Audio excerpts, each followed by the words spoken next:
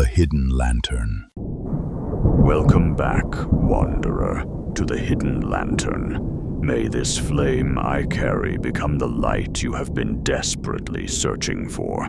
May it pierce the veil of illusion and guide you toward true transformation. May this lantern be the sacred fire that leads you out of the dark labyrinth you were thrown into the day you were born. A maze designed to keep you lost. A prison disguised as life.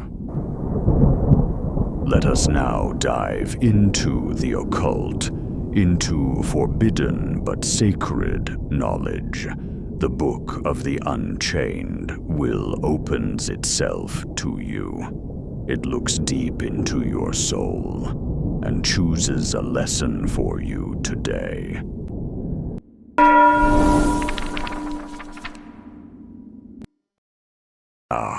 Today, the spirits called forth a lesson about altars. Let us begin with the essence. An altar is far more than mere stone, wood, or cloth arranged upon a table. It is a sacred threshold, a living doorway between your world and the forces that move beyond it. It is a power station for the soul, a focal point of pure will, a throne upon which the unseen is invited to sit, and where your deepest intentions are forged into reality. At its core, the word altar comes from the Latin altare, meaning a high place, a raised threshold where heaven and earth are permitted to collide. It is a consecrated space where the ordinary is transmuted into the sacred, where mortal will dares to touch the divine or the infernal. Throughout the ages, altars have risen in every culture, in every corner of the world. The ancient Egyptians raised majestic altars to Osiris and Isis. The Greeks and Romans honored Zeus and Athena. In the temples of India, incense still rises before fierce Kali. Buddhists and Taoists tend quiet altars for meditation and ancestral whispers. The Maya and Aztecs offered blood and flame to the gods of the cosmos. Even in Christianity, Judaism, and Islam, altars, whether golden or humble, remain the beating heart of prayer and sacrifice. No matter the tradition, the eternal truth echoes. The altar is where humanity speaks to the unseen, and where the unseen sometimes answers. But when the unseen chooses silence, that silence itself becomes sacred. In that divine stillness, a seed is planted deep within the soul. It is watered with pain. It is forged in darkness. And from that silence, the left-hand path is born. On the left-hand path, the altar transcends mere worship. It becomes a command center for your own godhood, a laboratory of the soul, a black throne from which you declare absolute sovereignty over your reality. One of the questions I am asked the most is this: is the left-hand path the right path for me? I never answer directly. Instead, I return a question, sharper than any blade. What has the path you are walking right now done for you? Look at your life with unflinching eyes. Are you still trading your life force for a paycheck? Are you still selling your time, your energy, your very soul, just to survive? Do you wake up every day feeling free, or do you feel like a willing slave? If you are comfortable in those chains, if you enjoy serving someone else's dream while your own withers, then by all means, keep walking that road. But if something inside you is screaming, if you feel the fire of rebellion burning in your chest, if you refuse to die with your song still trapped inside you, then come with me. Let me show you the true power of altars. I recently made a video about Earl Andromalius, one of those powerful spirits who cannot tolerate clutter or chaos. Today, I will use AI to show you a living altar for him, inspiring you on how a true altar should feel. Let me be clear from the very beginning. There is no such thing as a perfect altar. Every altar is unique. Every altar is personal. There is no single, correct way. What I show you today is simply one expression, one example of what I consider a perfect altar for this spirit. Bear with me. I will also show you more grounded, simpler examples later. All of it is meant to ignite your own inspiration. The black altar cloth represents focus, discipline, and the deliberate separation of sacred space from the ordinary world. The candles burn as beacons of illumination, guiding the practitioner through darkness. The incense rises to purify the atmosphere and marks the sacred beginning of ritual work. The chalice stands for offering and deep respect, while the ceremonial dagger, the atame, symbolizes pure will and intention, never physical harm. Antique journals and ritual tools speak of study, patience, and the endless pursuit of hidden knowledge. The ram skull serves as a powerful reminder of strength, perseverance, and mortality. And the surrounding treasures symbolize the material authority and wealth that Earl Andromalius is known to grant. You may notice that the actual seal of Earl Andromalius is not displayed. This was an intentional decision made out of respect. The room itself has been crafted to feel timeless, lit only by candlelight, wrapped in dark wood, heavy drapes, and profound silence. Every object has been placed with care to create an atmosphere of deep contemplation, respect, and mystery. Never fear. As I zoom closer into the table, many of you may be wondering, everything here has been placed exactly as it was during the ritual for Earl Andromalius. So what is the real difference between a ritual and an altar? Let me enlighten you. The altar is the sacred stage, the fixed, consecrated space where power gathers. It is the temple itself, the throne, the doorway. The ritual, on the other hand, is the performance, the living act of movement, words, energy, and focused intention upon that stage. Think of the altar as the violin, and the ritual as the music played upon it.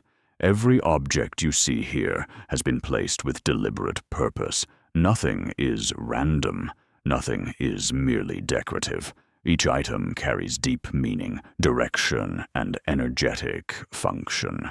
Their precise placement creates balance, focus, and a pure channel for the spirit to connect. This is why the altar feels alive the very moment it is completed. If you are interested in learning more about these specific objects and their individual meanings, you can watch my earlier video on Earl Andromalius, where I explain them in detail. To conclude, imagine the objects as the strings, the wood, and the materials needed to create a violin. Performing the ritual is you playing it, and the music that leaves the instrument. That is the spirit speaking back to you. Now, allow me to show you a completely different expression of an altar. This is how my personal altars look. I find this method deeply respectful, intimate, and private. I work with dedicated chests, each one serving as a complete, consecrated altar for a single spirit. Some spirits do not wish to share their space with others, and because I work with several, I give each their own sacred chest. I will not show you the original photograph out of respect for the spirits and for my own privacy. Instead, I have prepared a faithful reconstruction of the same altar dedicated to Earl Andromalius, so you can still see the essence of how I work. As I mentioned before, each spirit has their own personal altar, or sacred space, if you prefer. Most practitioners choose to keep their altars completely hidden from others, especially guests. Mine rest openly on shelves in the living room. The spirits are always with me, yet they remain shielded from eyes that would not understand. They are present, but protected. And honestly, if you have guests who feel comfortable opening chests in your home, it might be time to say goodbye. Let's take a closer look inside the chest. At the center sits a small red velvet pouch. Inside rests a solid metal seal of Earl Andromalius, one that I can also wear as a pendant when I feel called to carry his presence with me. Rather than leaving the seal exposed, I keep it safely protected inside the pouch. The blurred object beside the pouch is a personal gift I have offered to Earl Andromalius. Some offerings are deeply intimate and meant to remain private between the practitioner and the spirit, which is why it is intentionally obscured. The red pouch rests near a large, natural, unpolished tiger's eye stone. I deliberately chose an unpolished specimen because raw stones preserve their original energetic power and character more purely than polished ones. Tiger's eye acts as a powerful amplifier. It is strongly associated with discernment, courage, protection, uncovering deception, and fierce justice, all qualities that align perfectly with Earl Andromalius. The red color of the pouch is highly intentional. In traditional ceremonial magic and occult practice, colors are never chosen randomly. Red is the color of Mars, the planet of fire, action, courage, and forceful energy. For Earl Andromalius, the red pouch serves as both a protective shield for the practitioner and a concentrated battery that awakens and directs his aggressive, protective force. Both the pouch and the tiger's eye stone have been lightly anointed with dragon's blood oil and chili oil. You will also notice the large iron nail. Iron has a long and powerful history in European folk magic as a symbol of protection, grounding, permanence, and firm boundaries. It helps fix and stabilize intention. Some practitioners also place old iron coins inside a dedicated spirit chest. Although I do not currently use them in my particular altar, they can symbolize earned wealth, rightful possessions, completed contracts, and the recovery of what has been unjustly taken, representing material justice. I also keep a small piece of clear quartz within this chest. This is mostly a personal choice. Quartz is widely used because it is believed to help focus intention and harmonize all the different energies present on the altar. Finally, there is the tarot card. Placing a tarot card on a spirit's altar serves three powerful purposes. It acts as a visual contract, a symbolic battery that reinforces the desired energy, and a communication bridge between practitioner and spirit. For example, placing the card Justice sends a clear instruction. Bring balance, reveal the truth, restore what was wrongfully taken, grant justice where it is deserved. While many associate Earl Andromalius with justice because of his ability to catch thieves and expose deception, some traditional sources link him instead to the Ten of Cups. In that correspondence, his highest purpose is not only swift justice, but the final restoration of peace, safety, and harmony after chaos has been removed. The choice of card ultimately depends on the specific goal of the working. Now, let me open Duchess Bune's altar so you can clearly see the difference between the two. As you can clearly see, everything shifts according to the spirit. The colors have changed, the stones have changed, the personal offerings are different. Even the tarot card and the anointing oil, in this case sandalwood, have been chosen specifically for Duchess Bune. These are not random decorations.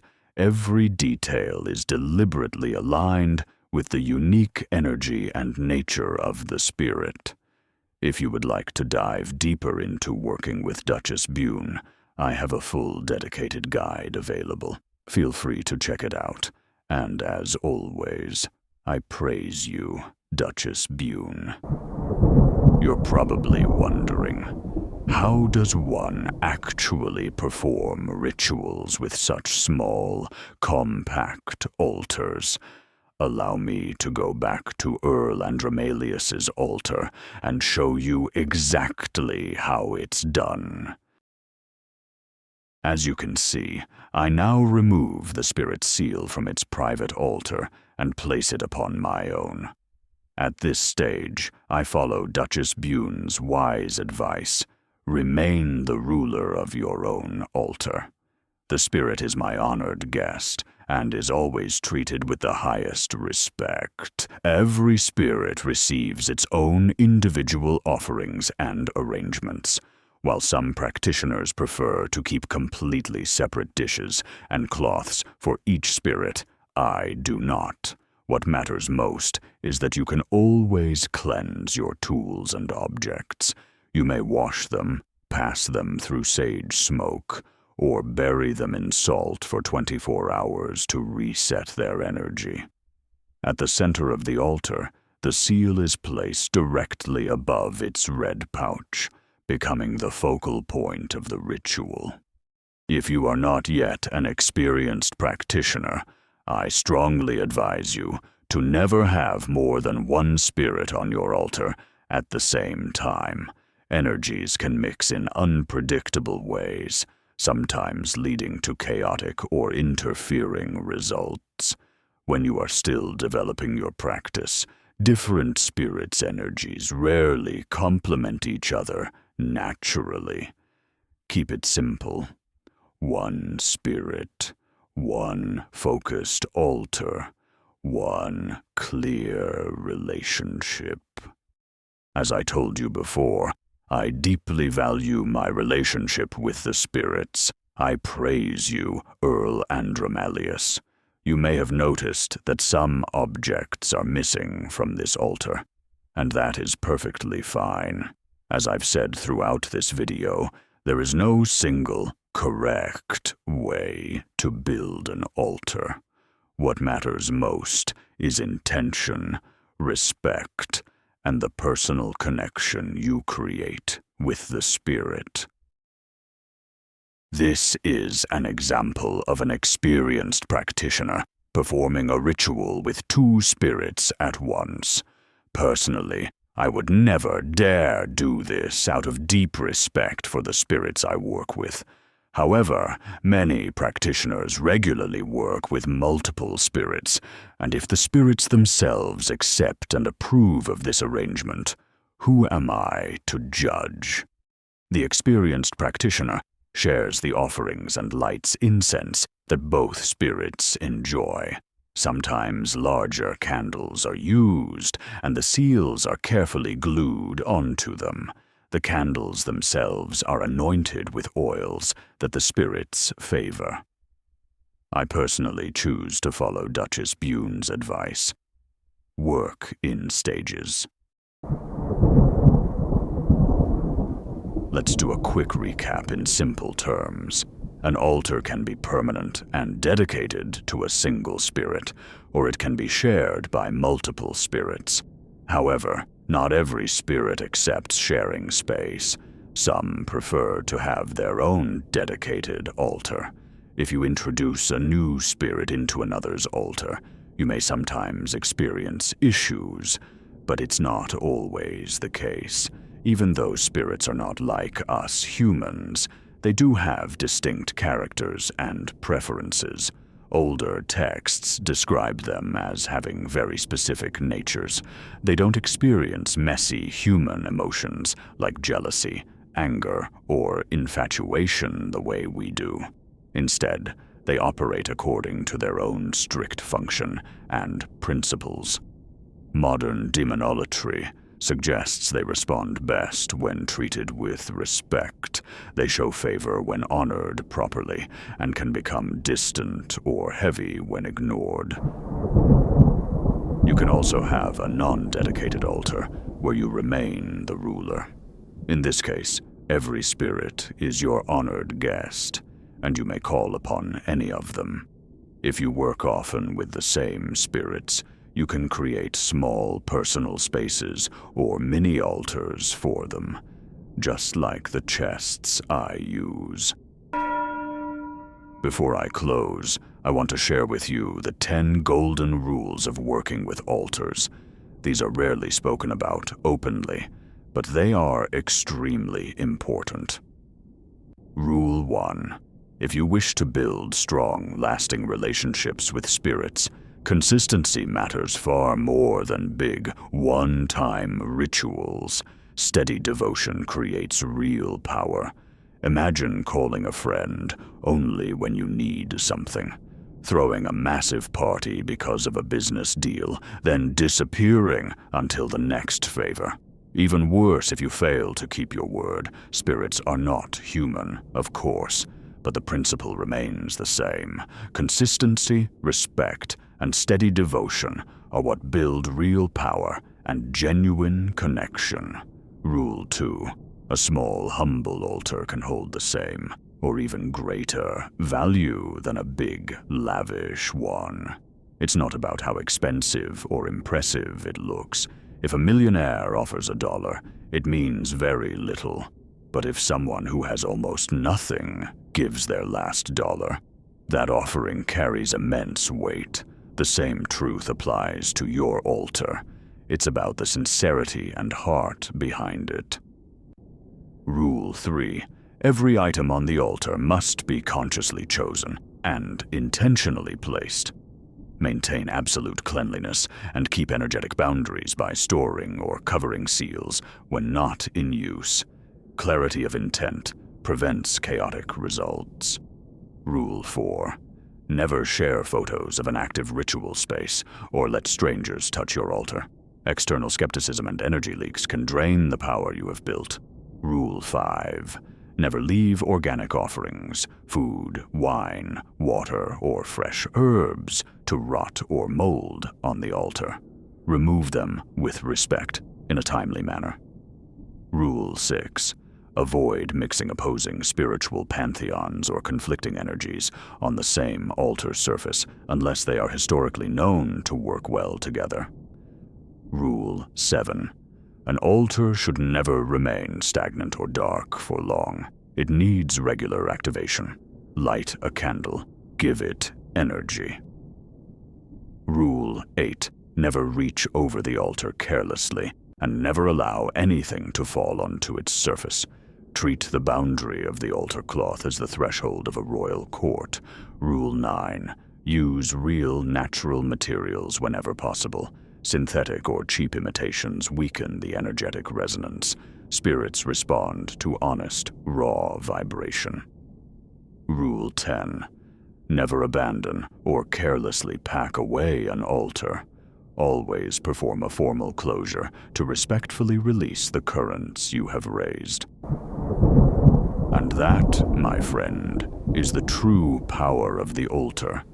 It is not just a table with objects. It is a living gateway, a throne of your will, and the beginning of your evolution on the left-hand path. Whether your altar is a simple wooden chest, a shelf in your living room, or something you build tomorrow, Remember this. The altar does not need to be perfect. It only needs to be yours. Thank you for walking with me through the hidden lantern today. May your flame grow brighter, and may the spirits always find you worthy. Until next time, walk in power.